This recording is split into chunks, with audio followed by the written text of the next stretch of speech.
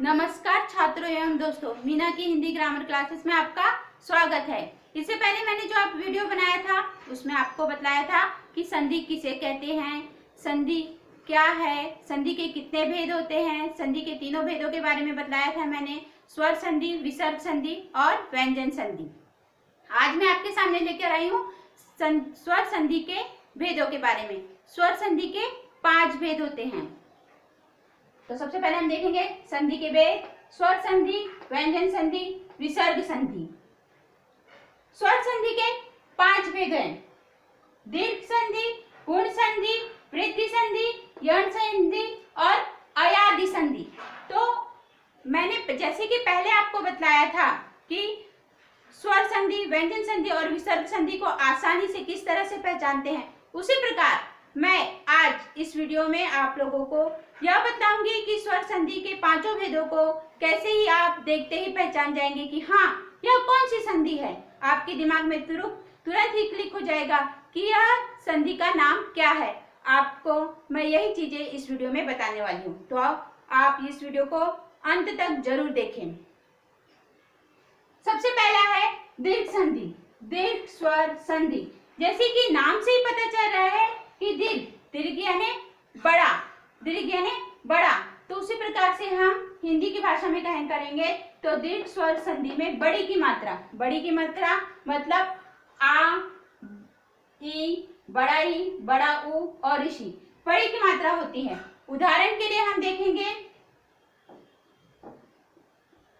परमात्म में माँ में बड़ा आ है, विद्यार्थी में बड़ा आ और बड़ी ई की मात्रा है। उसी प्रकार से रविंद्र में बड़ी ई की मात्रा है। भानुदय में भी बड़े ऊ की मात्रा है। तो जब भी आपको ऐसा शब्द दिखाई दे जिसमें बड़ी की मात्रा हो तो आपको तुरंत ही क्लिक हो जाना चाहिए कि बड़ी की मात्रा यानी दीर्घ संधि। अब हम देखते हैं दूसरी संधि, गुण संधि। गुण संधि में एक ही मात्रा होती है, हमेशा याद रखना, गुण यानी एक ही मात्रा, ए और ओ की मात्राएं होती है। अब हम इसका उदाहरण देखते हैं। गजेंद्र में जा में ए की मात्रा, राजेश जा में ए की मात्रा, सूर्योदय या में ओ की मात्रा, महेंद्र ह में ए की मात्रा। इन सभी उदाहरणों में और भी उदाहरण है, लेकिन सभी उदाहरणों में एक ही मात्रा का प्रयोग होता है, चाहे वो ए की मात्रा हो या ओ की मात्रा हो। इसके बाद हम आते हैं वृद्धि संधि में। वृद्धि संधि जैसे कि नाम से ही पता चल रहा है, वृद्धि यानी थोड़ी बड़ी, यानी उसमें थोड़ी सी वृद्धि हुई है।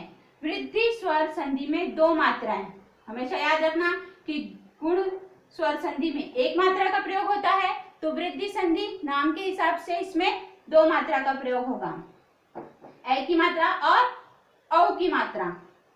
अब हम इसका उदाहरण देखते हैं।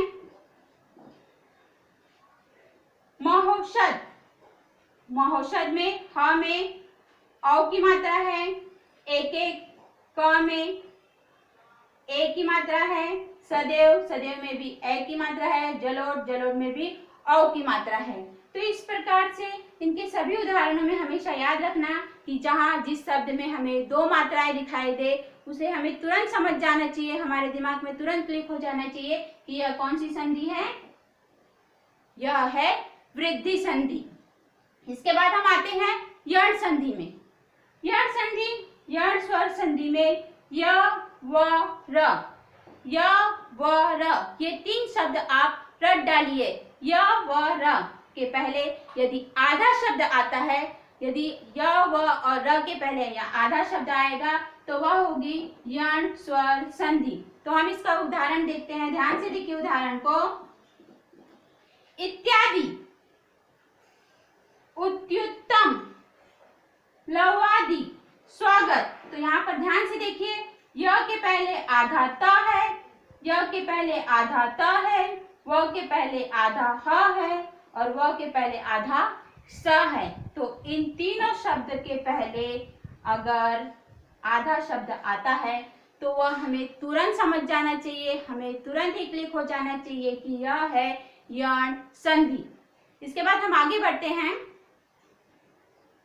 अयादि संधि।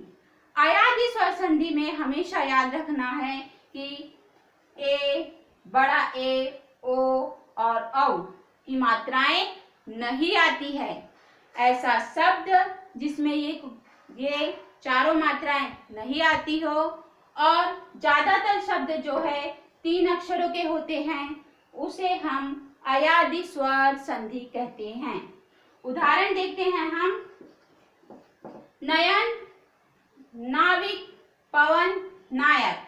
इन चारों में देखिए आप कि 3 अक्षर के ही शब्द है और इन 3 अक्षरों के शब्द को देखकर जिसमें ए, बड़ा ए, ओ और औ की मात्राएं नहीं होती है, हमें तुरंत समझ जाना चाहिए, हमारे दिमाग में तुरंत क्लिक हो जाना चाहिए कि ये है अयादि स्वर संधि। यह स्वर संधि का वह भेद है जिसका नाम है अयादि स्वर संधि। यदि आप और इसी तरह से अगर मैं आपको लगता है कि आगे बढ़ते रहूं और समझाते रहूं तो प्लीज मुझे लाइक, कमेंट, शेयर जरूर कीजिए और चैनल को सब्सक्राइब करना ना भूलें। बेल आइकन को जरूर दबा दें। धन्यवाद।